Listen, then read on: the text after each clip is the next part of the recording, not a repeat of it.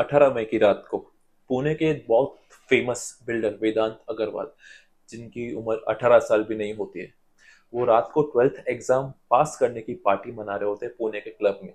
जब रात में वो बहुत ज्यादा शराब पी लेते हैं तो शराब के नशे में 200 की स्पीड में अपनी पॉर्श कार चलाते हुए आते हैं, और 200 की स्पीड चलाने के चक्कर में, अपनी रैश और नेग्लिजेंस ड्राइविंग की चक्कर में, दो सॉफ्टवेयर इंजीनियर्स को मौत के घाट उतार देते हैं। और जब ये दुर्घटना होती है और लोगों को पता चलता है, वहां पे आजू बाजू जो थे, कि दो लोगों की डेथ हो गई है और एक की तो ऑन द स्पॉट हो जाती है, एक की हॉस्पिटल लेते जमें हो जाती है। वहां पे जो भीड़ होती है उनका गुस्सा फूट उठता है। वो हाथों हाथ उस वेदांत अग्रवाल को गाड़ी से बाहर निकालते हैं, और इस उम्मीद के साथ पुलिस उन लोगों के साथ न्याय करेगी, और जो लोग मरे हैं उनके परिवार वालों के साथ न्याय करेगी। उस वेदांत अग्रवाल को पकड़ के पुलिस उन्हें ले जाती है। लेकिन अगले दिन जब वेदांत अग्रवाल को जुवेनाइल जस्टिस बोर्ड के सामने पेश किया जाता है, तो सब लोग परेशान हो जाते हैं। जुवेनाइल जस्टिस के पास जब ये मामला जाता है, तो रेदर देन गिविंग एक पनिशमेंट या उसको एडल्ट ट्रीट करने के बजाय जुवेनाइल जस्टिस बोर्ड उसे मात्र 15 घंटे के अंदर बेल देता है।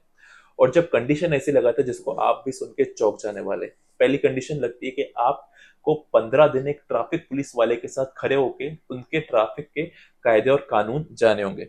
सेकंड, आपको कंसल्ट करना होगा साइकेट्रिस्ट से कि आप जो शराब पीते हैं वो नहीं पिए। तीसरा, आपको 300 शब्दों में निबंध रखना होगा, और ये आपको बताना होगा कि आप कैसे सड़क दुर्घटनाओं से बचे, और आपको इसमें अपनी राय देनी होगी। यानी जो दो सॉफ्टवेयर इंजीनियर की डेथ हुई, उसका कंपेंसेशन कोड दिलाती है 300 शब्दों के निबंध से। जब ये बात सोशल मीडिया पे वायरल होती है, तब पूरे देश में लोगों का गुस्सा फूट उठता है। एक के बाद एक ट्वीट आना शुरू हो जाती है, सोशल मीडिया में पोस्ट की बाढ़ आ जाती है। अल्टीमेटली पुलिस आती है प्रेशर में। जैसे पुलिस को लगता है कि अब मामला बिगड़ रहा है, शायद हमने कहीं चूक की है, तो वो तुरंत सेक्शन 104 जुवेनाइल जस्टिस एक्ट में रिव्यू पिटिशन डालती है। रिव्यू पिटिशन मतलब अगर आपको लगता है कि कोर्ट ने कोई ऑर्डर पास किया है और उसके फैक्ट्स को अनदेखा किया है, तो आप उस पर रिव्यू लगा सकते हैं। पुलिस भी वहां रिव्यू पिटिशन लगाती है। अब यहाँ पे रिव्यू पिटिशन को डिस्कस करें उससे पहले हम इस पे दो तीन कंट्रोवर्सी को जान लेते हैं। जब वेदांत अग्रवाल को पुलिस स्टेशन लिया जाता है, तो उसे सबसे पहले पिज्जा ऑफर किया जाता है। उसे आराम से बिठाया जाता है और कहा जाता है कि आप पिज्जा खाइए। और वहीं रात को उस क्षेत्र के एमएलए जो एनसीपी के नेता थे वो आते हैं और पुलिस पे दबाव बनाते हैं कि इसके खिलाफ जो घटना है जल्दी करे और जल्दी इसको फ्री करे, क्योंकि ये मेरे कॉन्स्टिट्यूशन का आदमी है और इसके फादर मेरे नोन है। और तीसरा जो एलिगेशन पुलिस पे और लगता है कि दो एलिगेशन तो थे, आपने पिज्जा खिलाया रात को, आपने उसको अच्छे से ट्रीटमेंट दिया, एमएलए का प्रेशर था, आपने इसलिए इस पर कोई कार्रवाई नहीं की। और तीसरा ये इल्जाम लगता है कि जब आपको पता था कि वो शराब के नशे में आके गाड़ी चला रहा था, तो आपकी ड्यूटी बनती थी कि आप उसके शराब का टेस्ट करें कि उसने शराब पी है कि नहीं पी, या कितनी पी है, जो टेस्ट से पता चलता है। लेकिन पुलिस जानबूझ के टेस्ट नहीं करती है और मॉर्निंग में टेस्ट किया जाता है, ताकि उसकी जो रिपोर्ट है वो या तो नेगेटिव आए, या तो उसे कोर्ट में कुछ नहीं पाया जाए। और जब आपको कुछ खिला देते हैं, जैसे पिज्जा खिलाते हैं, तो वो डाइल्यूट हो जाता है और उसकी रिपोर्ट उसकी फेवरेबल में आ जाती है।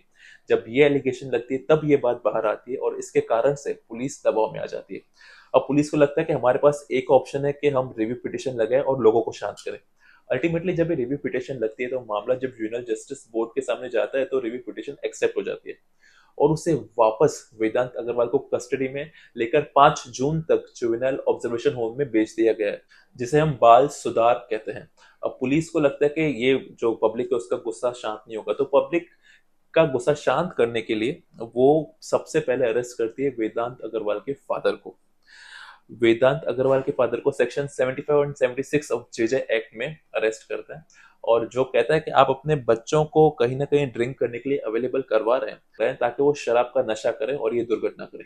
इसी के साथ जो बार में उसे ड्रिंक दे रहा था उसको भी अरेस्ट किया जाता है, और एक के बाद गिरफ्तारियां होती है।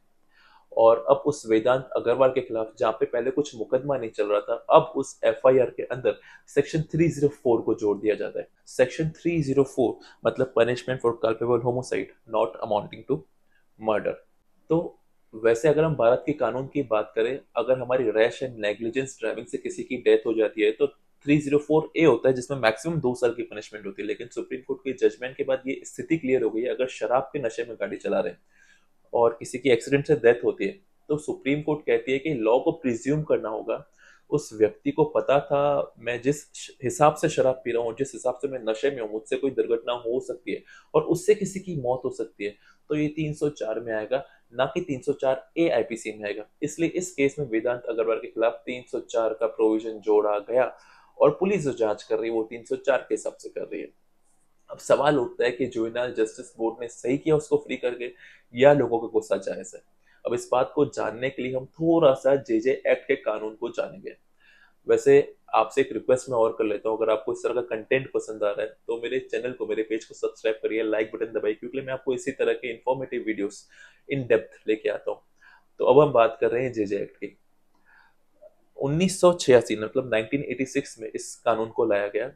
उस समय ये था कि 16 साल के बच्चे अगर क्राइम करते हैं तो उन्हें मैक्सिमम सजा एक लिमिटेड पीरियड तक होगी, उन्हें एडल्ट की तरह ट्रीट नहीं कर सकते। लेकिन जैसे टाइम जाता है, 1986 की जेजे एक्ट को परिवर्तन करके 2000 में न्यू जेजे एक्ट लाया जाता है, वो लेके आ जाते हैं। जेजे 2000 में जो उम्र बच्चे की 16 साल थी उससे बढ़ाकर 18 साल कर दी गई। अब उस जेजे एक्ट के मुताबिक अगर कोई 18 साल से छोटा बच्चा किसी भी तरह का क्राइम करे, चाहे वो मर्डर है, चाहे वो रेप करे या कुछ भी वो एक्टिविटी करे, मैक्सिमम पनिशमेंट उस पर 3 साल की लगती है। यानी अगर आप 18 साल से छोटा बच्चा किसी का जाके मर्डर भी कर देवे with proper intention, with proper knowledge, तो आप उसे मैक्सिमम 3 साल की सजा दे सकते हैं। अब बात आगे बढ़ती है, जैसे 2000 से समय आगे बढ़ना शुरू होता है तो हम जानते हैं कि 2012 में एक ऐसी घटना हुई जहां पूरे देश को हिला के रख दिया। जी हाँ, देश की बेटी निर्भया का केस। उस केस में जब पता लगा, जो बहुत सारे आरोपी थे जिन्होंने उस निर्भया का केस किया था, उसमें से जो मुख्य आरोपी था वो जुवेनाइल था, यानी 18 साल से छोटा था। जुवेनाइल जस्टिस 2000 का जो कानून है, जो मैंने आपको अभी डिस्कस किया, उसके मुताबिक उस निर्भया की मेन आरोपी को मात्र 3 साल की सजा मिलती है, जबकि जो दूसरा आरोपी है उनको लाइफ इम्प्रिजनमेंट तक मिलता है। सवाल ये उठता है कि जो मेन आरोपी था उसको 3 साल की सजा क्यों मिली। तब पता लगता है कि हमारा देश का जो जीजे एक्ट है वो कहता है कि मैक्सिमम पनिशमेंट 3 साल का है। तब उस समय के मिनिस्टर मेनका गांधी ये कहते हैं कि हम honourable supreme court JS Verma जो रिटायर्ड जज थे उनसे रिक्वेस्ट करेंगे कि भाई इस लॉ में क्या अमेंडमेंट लाना चाहिए, वो आप हमें बताएं। जस्टिस जेएस शर्मा एक कमिटी में ये कहते हैं कि 18 साल की उम्र तो ठीक है, लेकिन 16 साल से ऊपर और 18 साल से कम के बच्चों को आप एडल्ट की तरह ट्रीट करेंगे या नहीं करेंगे, उसकी एक एप्लीकेशन आप मूव कर सकते हैं। और उस एप्लीकेशन को मूव करके अगर संबंधित जुवेनाइल जस्टिस बोर्ड वो सहमत है कि हाँ उस बच्चे ने जब ये क्राइम किया तब वो फुली डेवलप था, उसका मेंटेलिटी बहुत सही थी और उसको नॉलेज था, उसको परिस्थिति का मालूम था, तो उसको आप एडल्ट ट्रीट कर सकते हो। लेकिन फाइनली ये रहेगा कि 16 साल से कम के बच्चे को आपको बच्चा ही मानना पड़ेगा और किसी भी बड़ों की सजा आपको इम्पोज नहीं कर सकते, उसको एडल्ट ट्रीट नहीं कर सकते। यानी इन शॉर्ट जेएस वर्मा साहब की जो कमेटी की रिपोर्ट जब भी आई, उसके बाद भारत के लॉ में उसको अपनाया गया, अमेंडमेंट लाया गया 2015 में। जेजे एक्ट अमेंडमेंट 2015 में ये क्लियर हुआ कि 16 साल से कम का बच्चा है तो उस पर मैक्सिमम पनिशमेंट तो वही रहेगी जो पहले चलती है।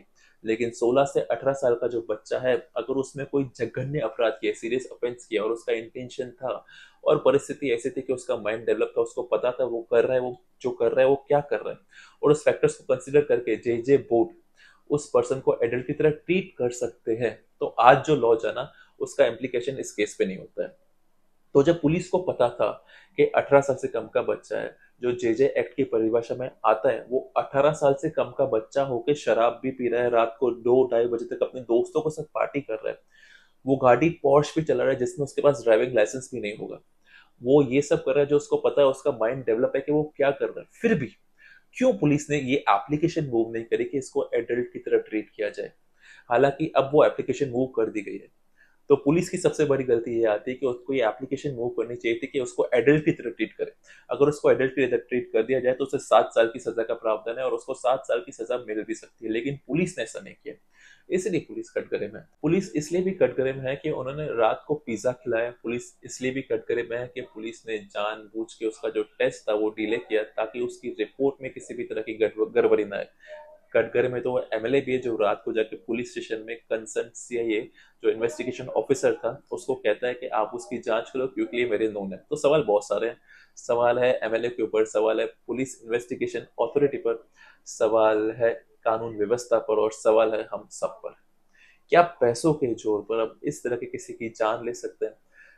मैं आर्टिकल पढ़ा था कि जिसकी डेथ हुई उसके फादर ने कहा था कि वो मेरा बड़ा बेटा था, घर में अच्छा कमाया करता था और छोटे बेटे की पढ़ाई का ध्यान रखा था। ऐसे अनगिनत केसेस हम सुनते हैं जहाँ पे लोग शराब के नशे में आकर गाड़ी चलाते हैं।